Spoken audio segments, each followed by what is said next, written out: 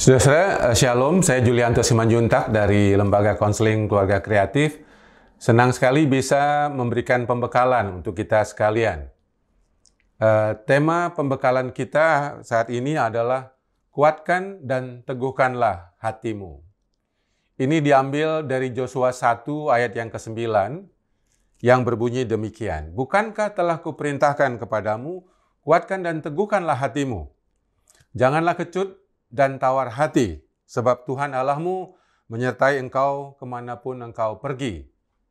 Saudara-saudara, kita tahu bahwa teks ini diberikan Tuhan kepada Yosua pada waktu dia sedang mengalami tawar hati dan ketakutan karena harus melanjutkan pekerjaan Musa yang sudah dipanggil oleh Tuhan. Tidak mudah untuk seorang Yosua untuk menggantikan seorang tokoh yang besar, yang sangat berkarisma seperti Musa. Tetapi tidak ada pilihan lain, Yosua dipanggil. Dan untuk itu ada satu perintah yang menarik, di mana Yosua harus menguatkan dan meneguhkan hatinya sendiri. Sekarang tidak ada Musa. Dia satu-satunya hanya bersandar kepada Tuhan dan juga belajar untuk percaya apa yang dia sudah terima dari Tuhan selama ini lewat Musa. Saudara, sama, pada saat-saat kita melewati masa pandemi, kita melewati masa-masa karantina, rasanya kekuatan kita habis. Kita bisa menjadi tawar hati, mengalami tertekan ketika mengalami masa yang sangat sulit, yang boleh dibilang cukup panjang. Kadang-kadang kita memikirkan suatu dunia yang aman, yang tidak ada masalah, tanpa penderitaan, mungkin juga tanpa sakit gigi, tanpa polisi, tanpa membayar pajak, tanpa kemacetan lalu lintas. Kadang-kadang kita membayangkan dunia yang segalanya aman dan lancar. Cuaca yang baik, keluarga yang nyaman, anak-anak yang sempurna, dan kesehatan kita yang oke. Tapi apa rasanya? Setelah masa pandemi kita tahu rasanya bahwa hidup tanpa masalah itu sangat hambar. Kita mengalami goncangan-goncangan dan dinamika yang tidak biasa selama masa pandemi. Kita tiba-tiba teringat betapa enaknya sebelum masa karantina. Tapi saudara, ternyata kesusahan dan kesulitan selama masa pandemi justru melengkapi akan kesenangan kita. Seorang bijak pernah mengatakan, kebahagiaan sejati itu adalah menikmati kesenangan dan kesusahan secara seimbang. Rasanya dengan banyak istirahat di rumah, bekerja dari rumah, kita sempat untuk memikirkan ulang, mengevaluasi ulang akan perjalanan hidup kita yang sebelumnya, yang begitu sibuk, yang begitu hektik, dan melelahkan. Bahkan satu hal yang kita bergumul adalah selama masa physical distancing. Kita tidak boleh banyak keluar di masa PSBB. Kita sebagian barangkali awalnya menyangkal, kok bisa ini terjadi? Ini sepertinya mungkin sebentar, mungkin hanya 1 bulan, mungkin hanya 1 minggu. Sebagian kita mulai tawar-menawar. Anak-anak kita juga, "Ma, sebentar saja, aku udah biasa kok. Aku bisa jaga diri kok." Dan mulai kita marah. Karena kita mulai bosan. Kita merasa ini tidak adil. Kenapa pemerintah melarang kami pergi? Pedagang mungkin marah. Ya, pendeta-pendeta juga ada yang tidak terima. Kenapa kita tidak boleh berkebaktian? Semua orang mulai frustrasi. Dan sampai pada tahap depresi, di mana kita merasa bosan di rumah. Kita merasa rindu dengan teman-teman. Tidak ada lagi tempat untuk curhat, untuk hangout. Dan ini kita merasa semua kesenangan kita diambil. Sampai pada satu titik, kita menerimanya. Saya melewati 2 minggu yang sangat tidak mudah. Saya seorang pembicara yang rutin terbang 100 kali setahun. Kadang-kadang 130 kali saya terbang ke sana ke sini dengan pesawat. Dan tiba-tiba saya harus di rumah saja. Tapi pada akhirnya saya menikmati. Saya baru tahu tidur itu enak. Saya baru sadar bangun itu enak sekali.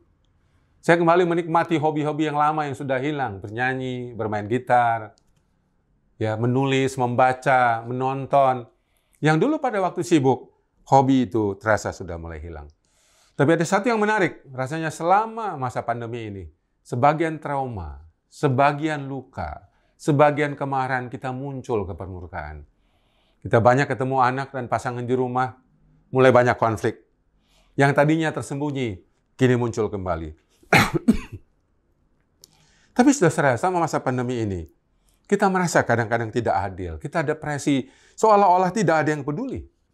Tapi jangan lupa, kita tidak sendiri. Semua orang di seluruh dunia, lebih dari 200 negara mengalaminya. Tapi mari, kenapa kita perlu memperhatikan diri kita sendiri? Mempedulikan diri kita sendiri. Nah, saudara-saudara, sekali lagi mari kita lihat, jikalau ada trauma, ada depresi, ada kesulitan yang kita rasakan selama masa pandemi ini. Apa maksud Tuhan? Kenapa Dia mengizinkan? Saudara, ada beberapa hal yang sangat penting. Saudara, kesulitan ini ternyata adalah satu mikrofon Tuhan. Dia berbicara kepada kita di masa-masa yang sangat sulit. Ini seperti alarm yang menyadarkan kita, yang mengingatkan kita bahwa kita perlu mendengarkan kembali suara Tuhan. Dia berkata, marilah kepadaku, hai kamu yang letih lesu dan beban berat, aku akan memberikan kelegaan kepadamu. Saudara, C.S. Lewis, seorang penulis terkenal, berkata, Tuhan berbisik saat kita senang. Dia berbicara pelan ke dalam nurani kita. Tapi Dia berteriak waktu kita menderita. Saudara mesti sadar, bagaimanapun selama kita masih enak, senang, tenang, semua lancar, semua teratur, kita kadang-kadang sudah sulit untuk mendengarkan suara Tuhan. Jangankan suara Tuhan, suara pasangan kita saja, suara anak kita saja yang sehari-hari di rumah, sudah tidak bisa kita dengarkan. Kenapa? Karena kita punya trauma, kita punya luka yang belum diolah, punya kemarahan yang masih belum tersalurkan. Nah, saudara, bagaimana kita bisa melihat trauma, melihat luka, dan beban-beban hidup kita? Brina West, seorang penulis, Brina West, memberikan beberapa prinsip tentang tanggung jawab kita menyelesaikan semua luka dan trauma kita. Kita yang bertanggung jawab, kita yang menguatkan hati kita yang meneguhkan hati kita yang menyembuhkan diri kita sendiri. Ini memang tidak adil. Serasanya tidak adil. Mengapa orang yang melukai, kita yang menyembuhkan? Saudara harus ingat, kalau kita tidak menyembuhkan, nanah dari luka emosi kita akan muncrat ke sana-sini. Akan kena banyak orang di sekitar kita. Kita dari korban akhirnya menjadi pelaku. Membuat orang-orang menjadi susah. Saya mengorbankan anak saya karena sisa kemarahan saya kepada orang tua saya. Saya melukai hati istri saya dan kemarahan saya oleh karena saya tidak pernah mengolah luka saya dengan baik. Saudara, itu sebabnya kenapa kita perlu menyembuhkan luka kita. Kita perlu menguatkan hati kita. Bisa datang pergi seorang kaunselor, kita bisa curhat kepada orang yang lebih dewasa, yang lebih matang. Tapi sekali lagi, saudara, ini tanggung jawab kita. Yang kedua, penyembuhan menjadi tanggung jawab kita karena kita ini hanya satu kali hidup. Kesempatannya hanya satu kali dan hidup kita sangat berguna, sangat berharga untuk kita sia-siakan untuk menyalahkan orang lain, untuk mengkambing hitamkan situasi, untuk menyalahkan diri, menyesalkan diri. Hidup terlalu berharga untuk disia-siakan dengan penyesalan. Kita perlu ambil waktu untuk tenang, diam, dan bersyukur kepada Tuhan agar meringankan perasaan kita. Memang tidak menghilangkan masalah, tapi setidak-tidaknya kita sadar bahwa kita lebih menghargai hidup dari apapun. Dari fasilitas hidup, hidup lebih penting. Dari kebanggaan hidup, dari kegagalan hidup, hidup lebih penting daripada apapun. Itulah alasan kenapa kita bersyukur.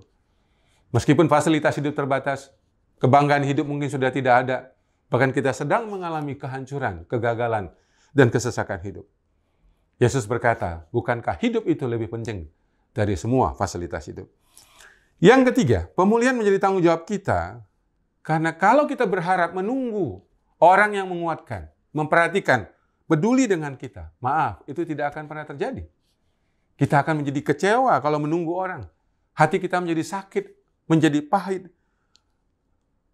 Kita bilang menunggu orang yang bersalah minta maaf. No. Belum tentu orang sadar. Hanya kita yang bisa menghilangkan, mengurangi rasa sakit itu. Dengan cara apa? Belajar self-care, self-love. Kita belajar mengasihi diri kita sendiri. Tidak ada yang bisa mengasihi, mencintai diri kita sendiri dengan baik, dengan konsisten, kecuali diri kita sendiri. Nggak ada.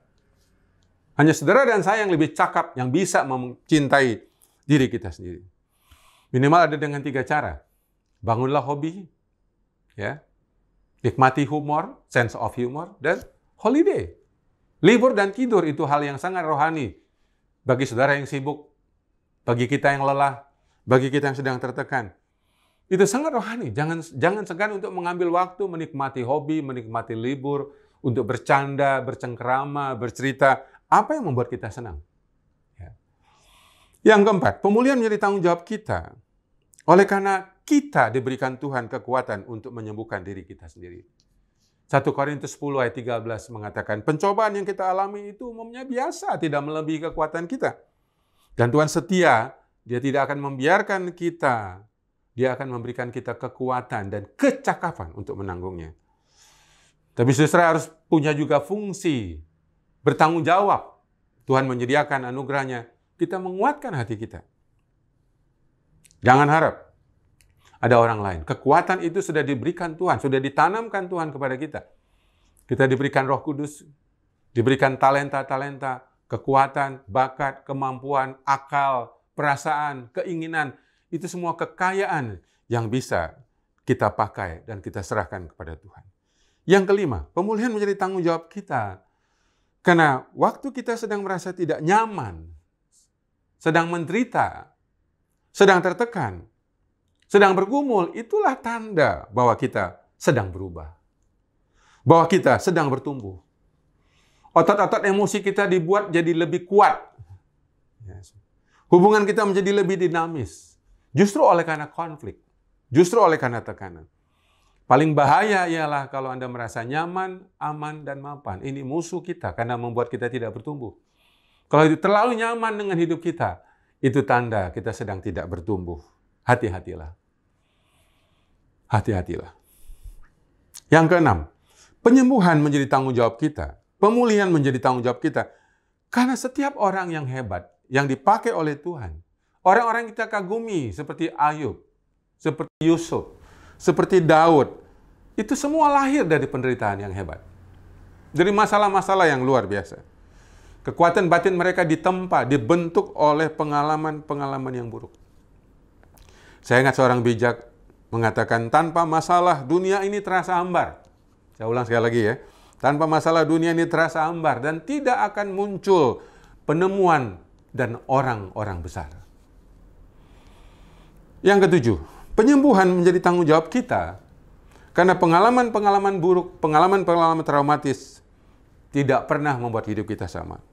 Kita menjadi lebih kuat, bijaksana, lebih berani, lebih baik, lebih berani memikul resiko, lebih tahan menderita, ya, lebih berpikiran luas. Kenapa kita tidak pernah lagi sama seperti dulunya? Kita semua bisa lewati dengan anugerah Tuhan. Lalu kita berpikir, wow, saya bisa melewati ini. Dan nanti sebentar, Anda akan diberi kesempatan menguatkan yang lemah dalam pergumulan Anda. Menghiburkan orang lain dengan penghiburan yang Anda terima dari Tuhan. Saudara, tidak ada luka yang sia-sia. Tidak ada trauma yang sia-sia. Semua dipakai Tuhan.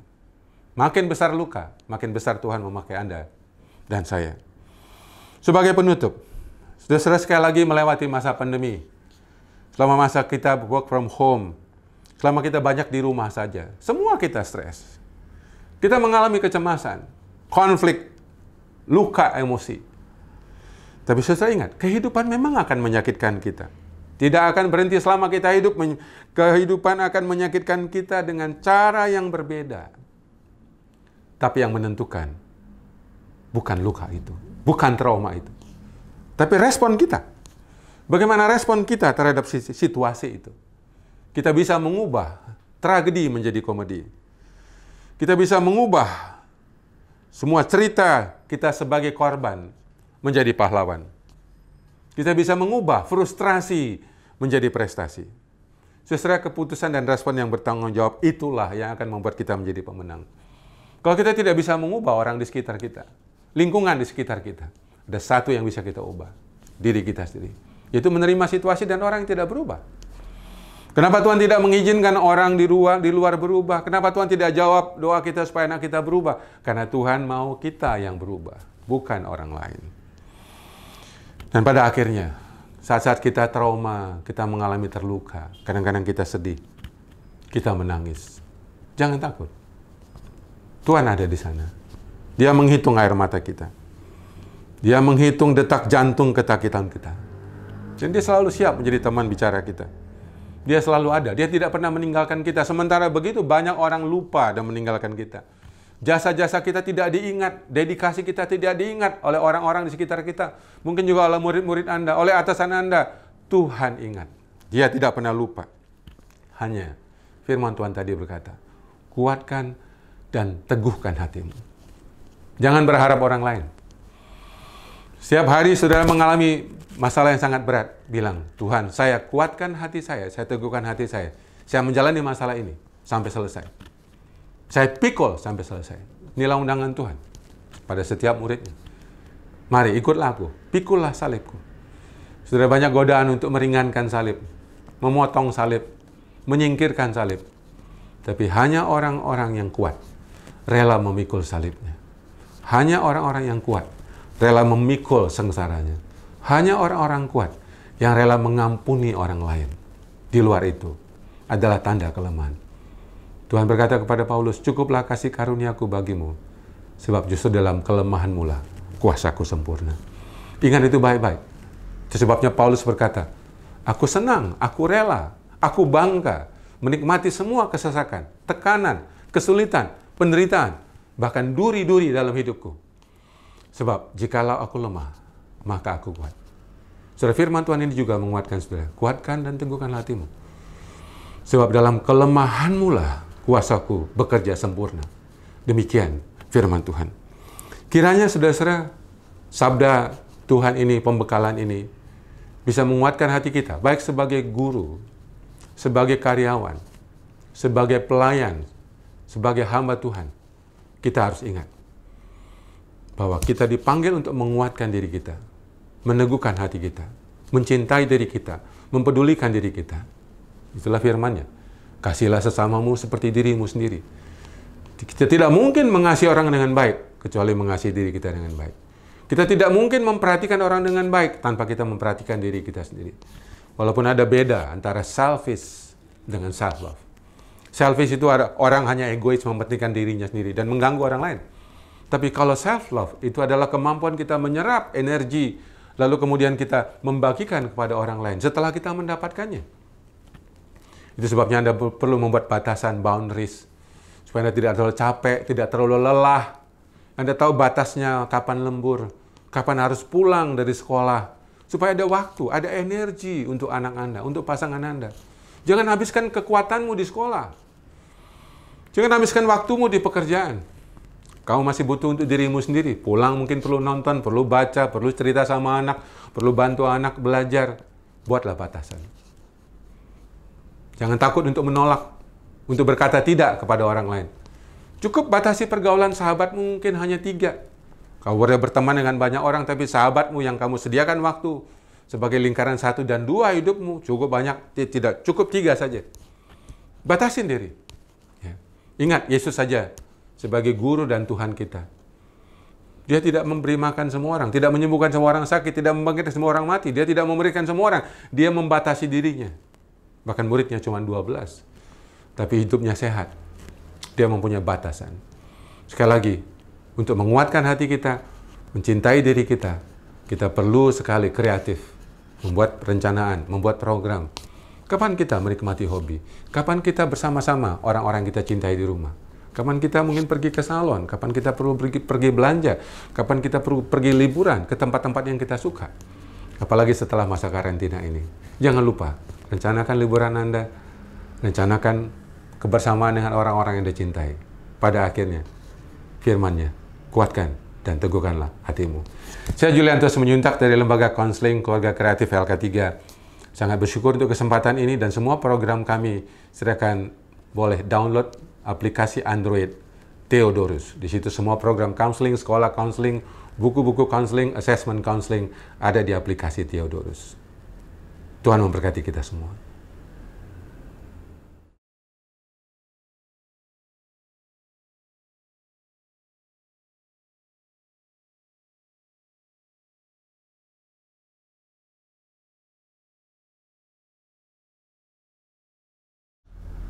Salam sejahtera untuk kita semua. Saya Juliantos Simanjuntak dari Lembaga Konseling Keluarga Kreatif LK3. Senang ingin membagikan kepada saudara dalam rangka pembinaan. Tema kita adalah self-recovery. Saudara, pemulihan diri adalah suatu proses yang penting dalam sepanjang perjalanan hidup kita.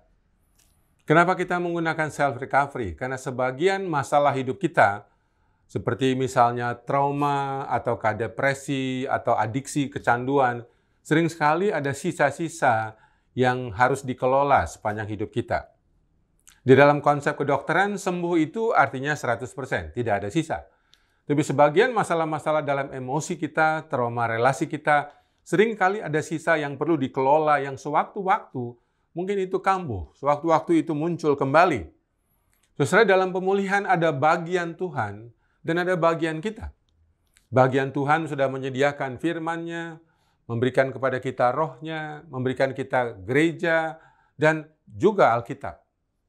Banyak hal yang sudah Tuhan sediakan, tapi ada bagian kita untuk memulihkan diri kita sendiri. Itu sebabnya kita akan membaca dalam satu teks 2 Korintus 12, ayat yang ke-7 sampai yang ke-10. Di situ ada cerita bagaimana Paulus melakukan self-recovery atau memulihkan dirinya dari masalah yang dia sebut dengan duri dalam daging.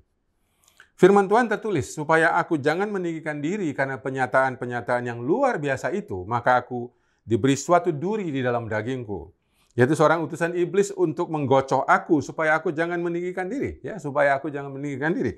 Tentang hal itu aku sudah 3 kali berdoa kepada Tuhan. Sudah 3 kali. Supaya utusan iblis itu mundur daripadaku.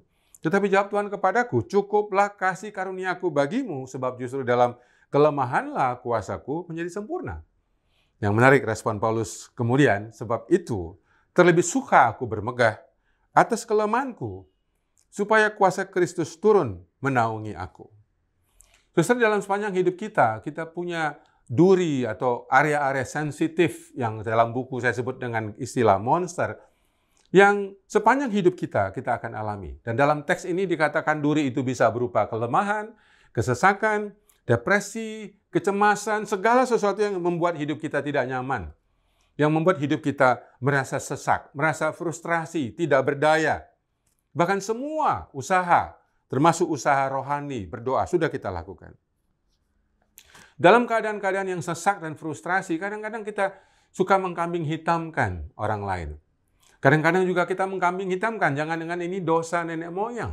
Ini salah orang tua saya. Karena tidak jarang juga setan yang disalahkan. Ini penyebabnya adalah iblis, ya. Tapi saudara, kenapa Paulus juga pada awalnya minta supaya Tuhan mengambil itu, seperti utusan iblis. Tapi Tuhan tidak menjawab. Duri pergumulan masih ada. Masalahnya masih sama.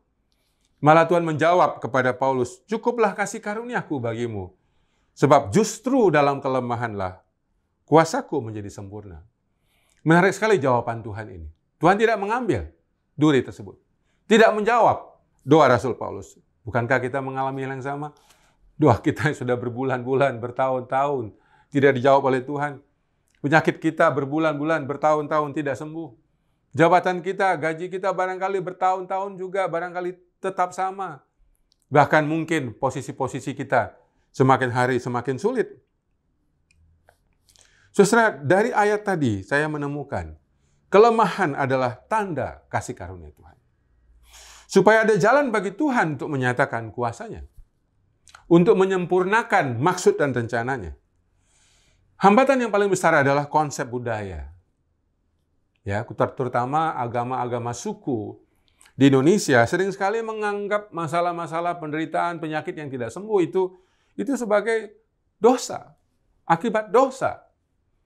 Kadang-kadang juga setan disebabkan sebagai penyebabnya atau kutukan.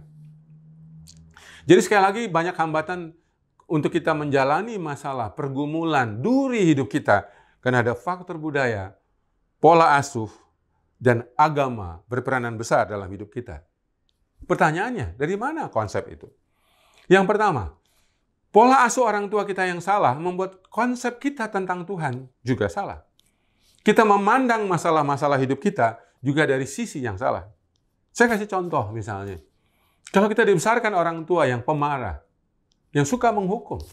Sedikit salah dihukum, salah dihukum, salah dihukum. Setelah kita dewasa, kadang-kadang konsep Tuhan dipengaruhi oleh konsep orang tua kita. Wah, kalau kita sakit, kita merasa sedang dihukum Tuhan. Kita sedang dimarahi oleh Tuhan. Saya teringat suatu hari kira-kira tahun 2000, saya membeli mobil tidak memperhatikan dengan baik-baik, suratnya nggak jelas, ya mobil bodong lah istilahnya. Waktu saya mulai pakai, mobil itu udah bunyi keras, panjang jalan tol menuju Mampang. Istri saya udah bilang bawa ke bengkel. Ini baru beli. Ya saya agak keras kepala. Paling itu knalpot lah, Ma, tenang aja lah. Istri saya mengingatkan, saya tetap tidak mendengarkan. Tapi keluar tol menuju Mampang. Pelan-pelan saya merasa goncangan itu makin besar. Dan saya pelan-pelan dan tiba-tiba ada supir ojek berteriak, "Pak, bannya copot!" Waduh, saya nggak kebayang kalau itu jalan tol ya. Untung saya sudah pelan-pelan di depan Hero, Mampang. Dan saya berhenti.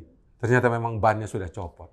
Saya mencari bautnya, mencari bannya. Bautnya sisa 2 dari 5.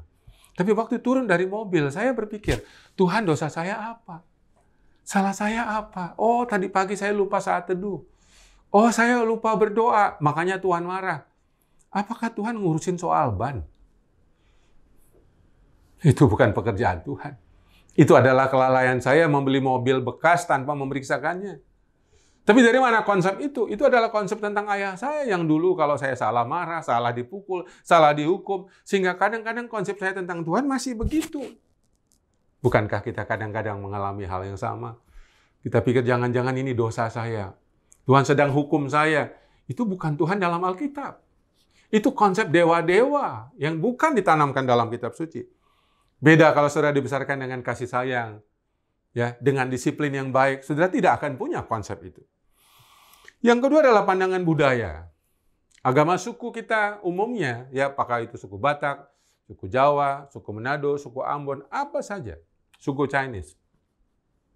Kita diajarkan dulu kalau ada penyakit yang lama tidak sembuh, barangkali ada sesuatu pelanggaran yang kita lakukan. Mungkin kita perlu ke kuburan untuk minta maaf sama orang tua kita lama tidak ziarah. Lalu kita membawa makanan, sesajen, ya mungkin masih ada di lingkungan Kristen tertentu yang melakukan itu. Berpikir bahwa Tuhan marah. Dan konsep ini masih ada di dalam gereja. Ya, terutama pandangan tentang gangguan jiwa. Orang pikir, oh ini roh jahat ini. Oh ini setan ini. Oh ini roh perzinahan ini. Semuanya kita kambing hitamkan sebagai penyebab dari setan. Sehingga apakah kita perlu bertanggung jawab? Tidak perlu, ini salah setan dan sebagainya. Ini pandangan konvensional yang masih banyak saat ini. Tapi Paulus mendapatkan jawaban yang berbeda dari Tuhan. Tuhan mengatakan, cukuplah kasih karuniaku bagimu. Sebab justru dalam kelemahanmu lah kuasaku sempurna. Nah, sebagian kita masih sulit untuk melihat bahwa kelemahan, kesesakan, masalah itu sebagai alat kasih karunia Tuhan. Pandangan kita masih negatif, menghubungkan itu dengan dosa, setan, kutuk, roh jahat, sampai banyak orang-orang awam, konselor awam yang tidak belajar psikologi dan counseling, memberi label, oh itu roh kecemasan itu, oh itu roh depresi, tengking aja. Ya. Saya kira tidak. Ya, itu tanggung jawab kita, itu bagian kita. Kita harus melakukan sesuatu untuk menyembuhkan diri kita sendiri. Nah, saudara, mari kita lihat setelah jawaban Tuhan dalam ayat 9. Cukuplah kasih karuniaku bagimu, dalam kelemahanmu lah kuasaku sempurna.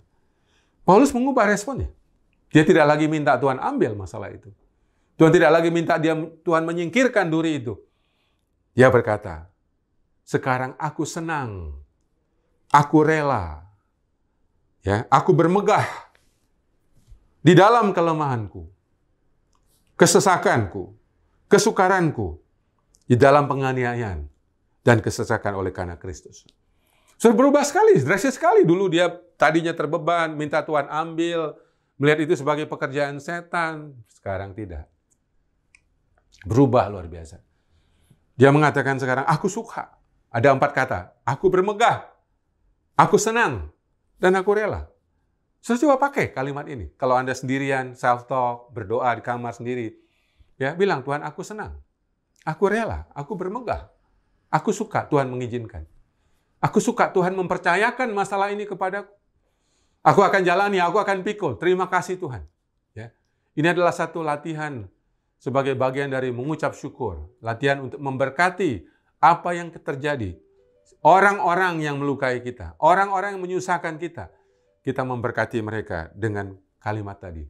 Aku senang, aku rela, aku suka, dan aku bermegah. Saudara yang kekasih dalam Tuhan, ada beberapa sikap mental baru ini yang perlu kita latih, supaya kita tetap kuat di dalam menjalani masalah-masalah hidup kita. Memang ada beberapa sumber-sumber duri, sumber-sumber pergumulan hidup kita yang perlu kita sadari, yang membuat kita tidak berdaya. Itu di luar kemampuan kita untuk mengontrol, mengolah, misalnya, pola asuh yang buruk. Masalah-masalah kita ini terbawa dari pola asuh buruk waktu kita masih kecil. Orang tua yang kasar misalnya, ya. Orang tua yang banyak konflik, ibu kita yang dominan, ayah kita yang dingin, yang tidak hadir, yang pasif. Atau kita waktu kecil tidak diinginkan atau dibeda-bedakan. Sudah jelas, saudara. Ini menjadi suatu masalah yang bisa mengganggu hidup kita. Tapi saudara tidak bersalah sendiri. Tidak perlu menyalahkan diri. Saudara, ini yang perlu kita sadari. Kita juga mengalami masalah karena ada lingkungan yang buruk, yang tidak kita bisa ubah. Orang tua kita miskin, gizi terbatas, pendidikan kita juga buruk, fasilitas rumah juga pas-pasan. Ya, belum lagi lingkungan kerja kita juga tidak menyenangkan. Ini ikut mempengaruhi beban-beban emosi kita. Ini ikut mempengaruhi beban-beban relasi kita. Apakah saudara salah sendiri? No, tidak usah menyalahkan diri. Kita hanya bisa memperbaiki diri, bukan menyalahkan diri. Saudara akan capek kalau selalu menyalahkan diri saya. Mungkin saya kurang iman, kurang doa. No, ini tidak ada hubungan dengan doa iman. Ada depresi, ada anxiety. Ini tidak berkaitan dengan iman dan doa, saudara. Ini adalah suatu realita pengalaman hidup Anda. Pengalaman misalnya. Ya, waktu kecil kita pernah mengalami pelecehan seksual. Pernah melakukan hubungan seks dini. Ya, pernah terbentur, pernah kecelakaan. Pernah pengalaman-pengalaman buruk, orang tua kita bercerai waktu kita kecil, ayah kita meninggal. Siapa yang bisa mengontrol situasi ini? Tapi ini sudah terjadi. Tuhan sudah izinkan. Kita hanya bisa mengatakan kepada Tuhan, saya terima Tuhan. Kita tidak bisa menyalahkan masa lalu. Orang tua kita juga. Yang pernah salah sama kita, dia juga korban dari masa lalunya. Dari kakek, dari nenek, dari opung kita. Dari opa-oma kita. Anak-anak kita sekarang bermasalah. Dia juga bermasalah mungkin karena sistem keluarga kita, orang tuanya tidak sehat. Tidak berfungsi. Sehingga dia bermasalah. Jadi berhentilah menyalahkan.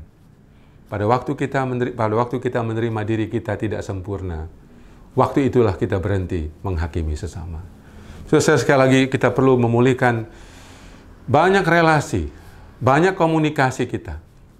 Selama era new normal ini, ada beberapa hal yang saya ingin sampaikan supaya komunikasi kita boleh tetap berjalan.